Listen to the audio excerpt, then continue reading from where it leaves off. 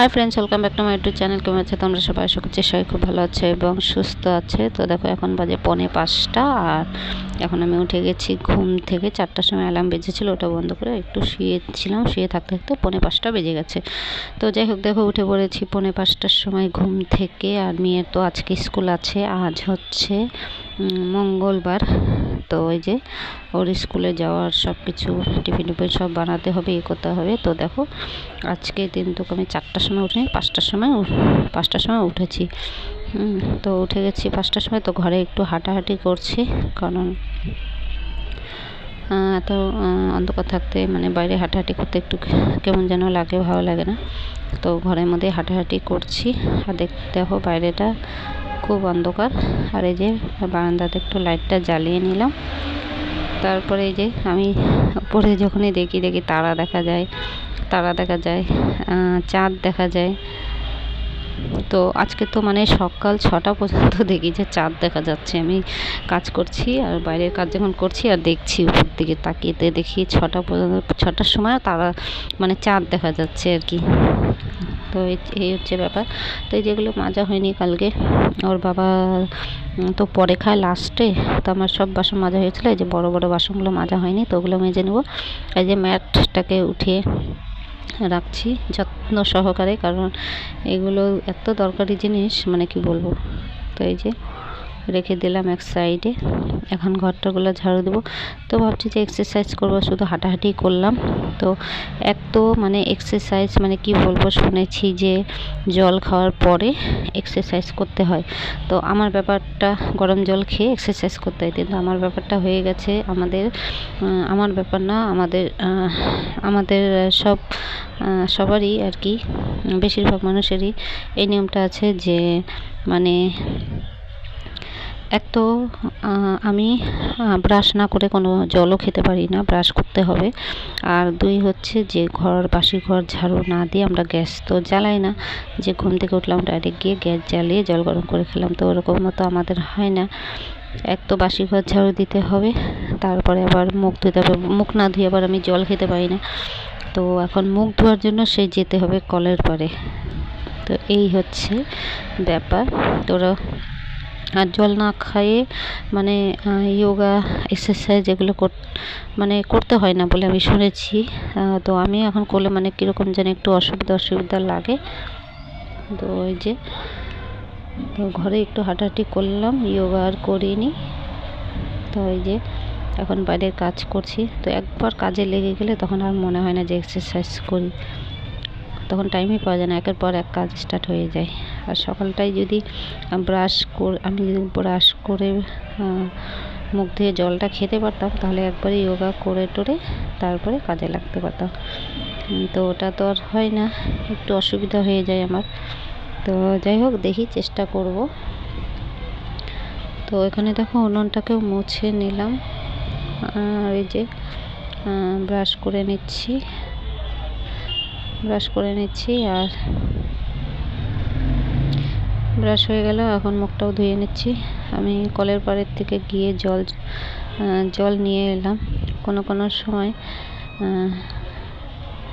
মানে কি বলবো, বেশি অন্ধকারে উঠলে পরে মানে কোনো সময় মানে কোনো কুকুর ঠুকুর চলে আসে, গেটের পাশটা দিয়ে আওয়াজ হয়, তখনও মানে মাঝে মধ্যে মানে চমকে উঠি আর কি।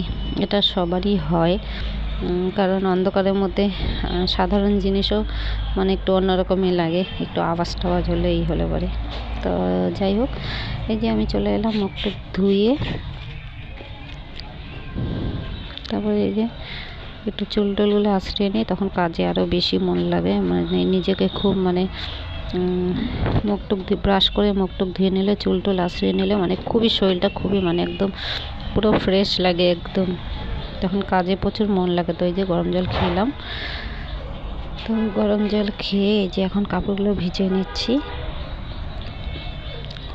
ভাবলাম কাপড়গুলো পরে ধোবো, আবার ভাবলাম যে স্নানের পরে কাপড় ধোবো, কেমন যেন লাগছে। তো গরমের দিন হলে তো পরে ধুইতাম,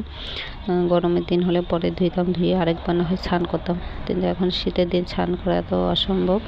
আর পরেও সময় পাবো কি না জানি না, কারণ একটা ব্লাউজের অর্ডার আছে, দুটো, একটা হয়ে গেছে, অর্ধেক আছে, ওটা হয়ে যাবে, আর একটা কাটিংই হয়নি, তো ওগুলোও করতে হবে।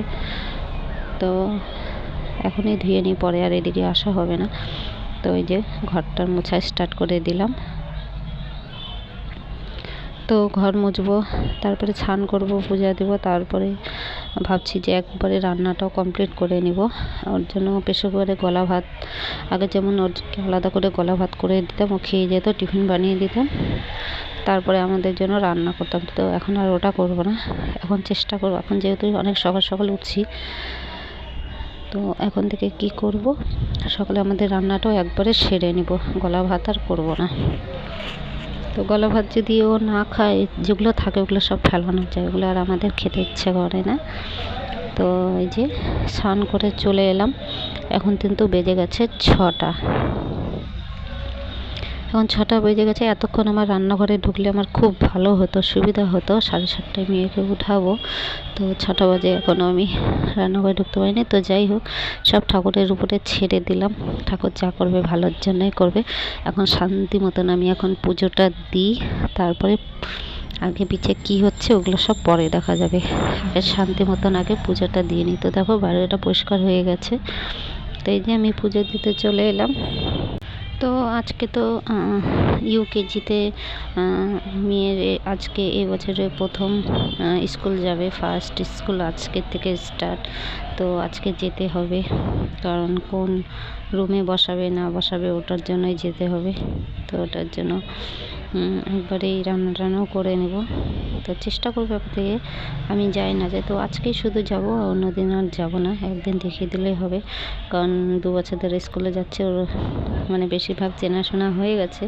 তো ওটার জন্য টেনশন হয় না, কালকে থেকে গাড়িতে করে দিয়ে দিব।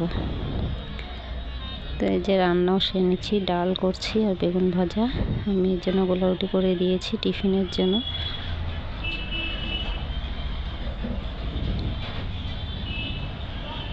তো এই যে লাল চা বসিয়েছি, প্রচুর ঠান্ডা লাগছে, আর উনুনে আমি ভাত বসিয়ে দিয়েছি, ওটা আর ভিডিও করা হয়নি। ওখানে গোলা রুটি ভাজছি, ওটার মধ্যে লবণ দিয়েছি আর চিনি দিয়েছি, একটু মিষ্টি মিষ্টি লাগবে রুটিটা খেতে।